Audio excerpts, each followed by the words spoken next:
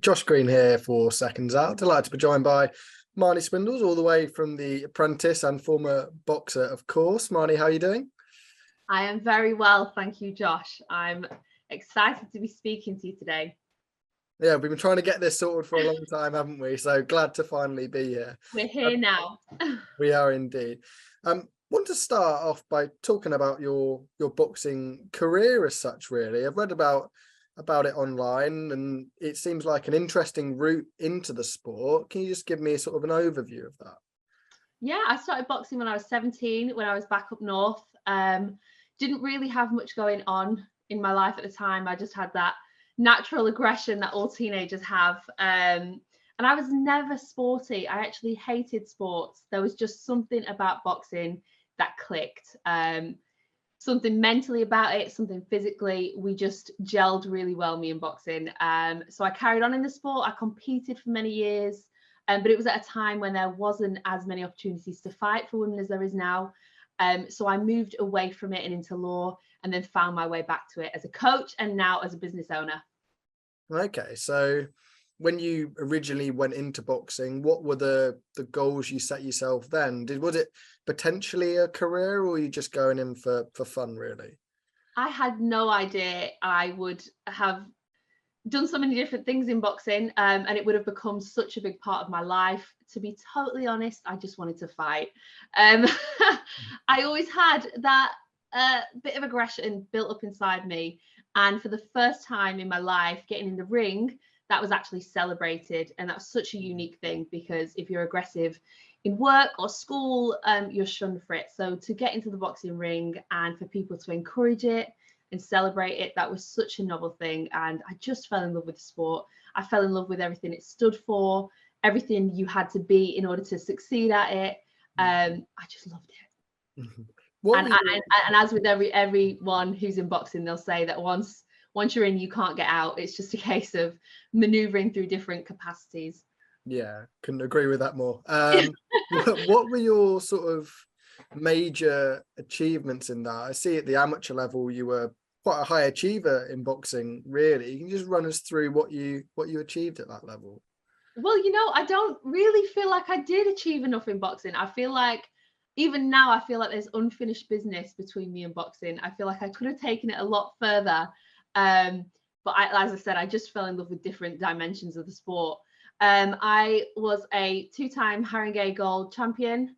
I got to the semi-finals in the National Amateur Championships. I did go up to GB. I had a few trials up there, didn't make the final cut. And yeah, I would love, I think it's still somewhere on my radar to maybe make a comeback one day and see how far I really can get. Okay, we'll come to that in a minute, but I want to touch on being up there with GB. Who was up there at the time, and what was that experience like? Well, it was a women's selection camp. So again, this was really early on. This was just after the 2012 Olympics. Women's boxing was still such a novel thing. People were still seeing women fight for the very first time. And so we went up there. I think there was around 40 of us. And then it was narrowed down to 10. So I made it to the final 10, and then not to the final 3 that they chose from that group. And those 3 that went on, I think they went on to try for the actual Olympics, and they went on to do really well. And then I came back and started focusing more on law and business. You mentioned unfinished business with boxing.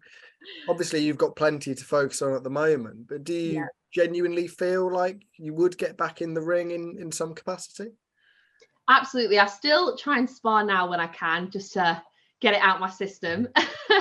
But as anyone in boxing will tell you, it's an all or nothing sport. It's not, as they say, you can't play boxing, so you can't do it half-heartedly. I would never make a comeback on a whim. It would be a full comeback, and I'd be coming for it all. So I'd have to wait till I really do have the space to take it seriously, to do that.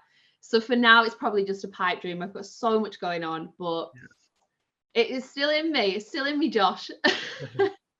When you look at the landscape of boxing today, obviously you've got the professional side of the sport, and then you've got the more crossover side of the sport. Is that something that would appeal to you? Maybe not in terms of fighting, or maybe in terms of fighting, but also in terms of getting involved in that side of the sport as well. When you say the crossover, what do you mean?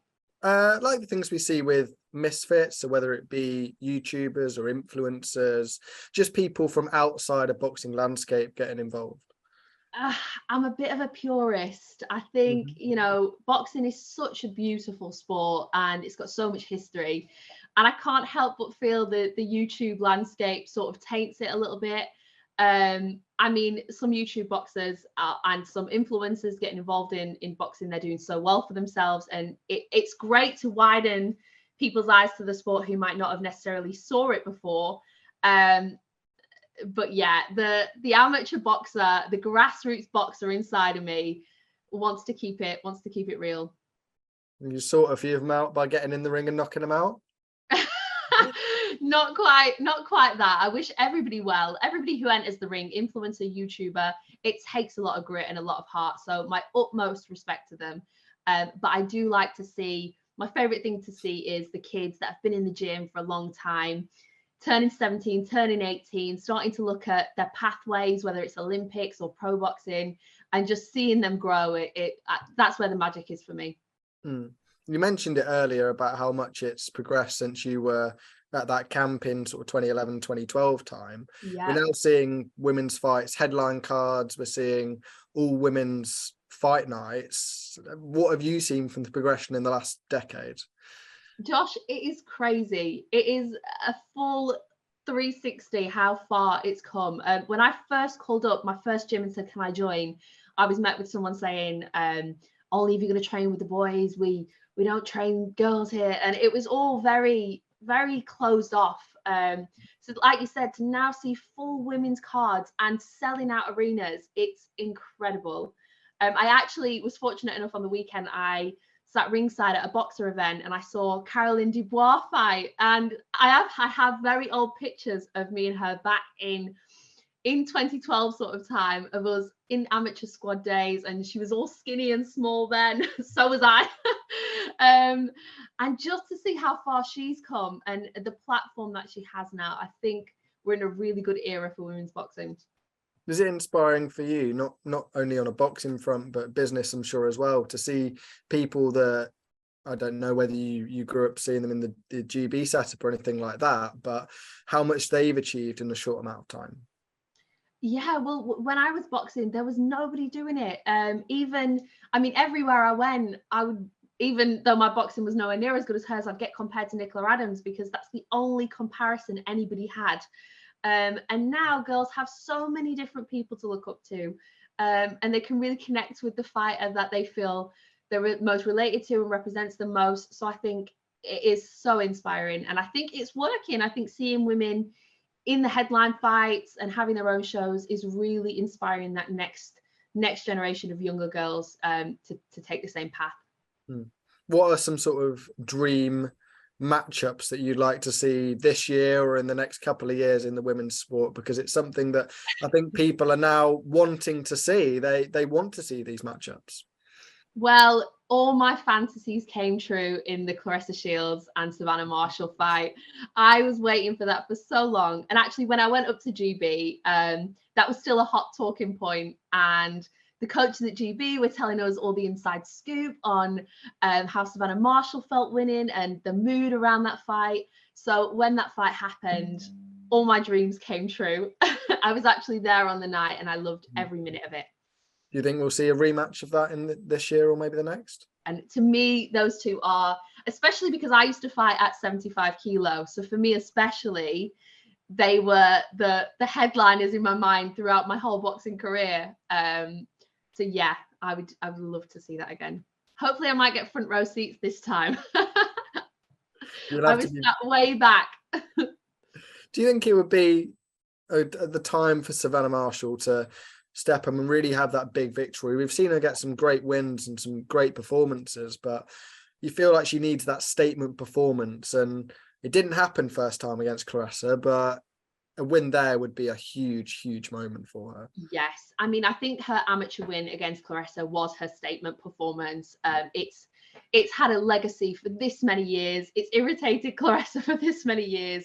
And so I think even if she wasn't to have another fight and it wasn't to happen again, she can always hold on to the fact she did have it once. But I agree with you. I think to have a second bite at that cherry and to come away victorious would be her crowning moment. And to be honest, I don't know where she would go from there. Claressa is the ultimate one to beat. So I would love to see it. Talk to me about the gym you're going to be opening up, Bronx Gym, in, well, not long now, I believe. Just talk me through that and where the idea came from and what you're expecting. Josh, I could talk to you for hours about the gym. So my new gym, it's called Bronx. On Instagram, it's Bronx LDN. And it's opening on the 23rd of the 2nd, 2023, which I thought was a really nice date for people to remember. It's going to be, my whole premise for creating that gym was to try and bring together the two worlds of the hearty spit and sawdust substance that you get in the amateur gyms, mixed with the style and the sort of professional running of a higher end commercial gym. Because I know that in gyms that I've been in, it feels magic in there. The atmosphere is great, but the showers, the facilities, they're always so awful and run down. So I've tried to marry up those two worlds and just create a one-of-a-kind gym. As it stands, there's no chain boxing gym. There's not one go-to name for gyms that just specialize in boxing. So that's my ultimate plan. What sort of people are you expecting in this, Joe? Are you expecting to see people that want to make careers or even a white collar level, or are you just expecting people getting into boxing to be attending?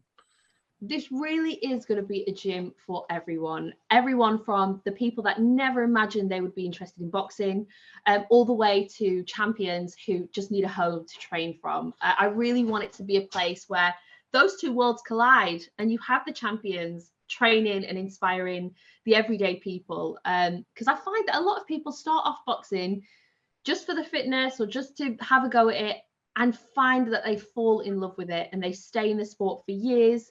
They go on to have fights, and until you're in it, you don't know. So I'm hoping that it has that impact for a lot of people.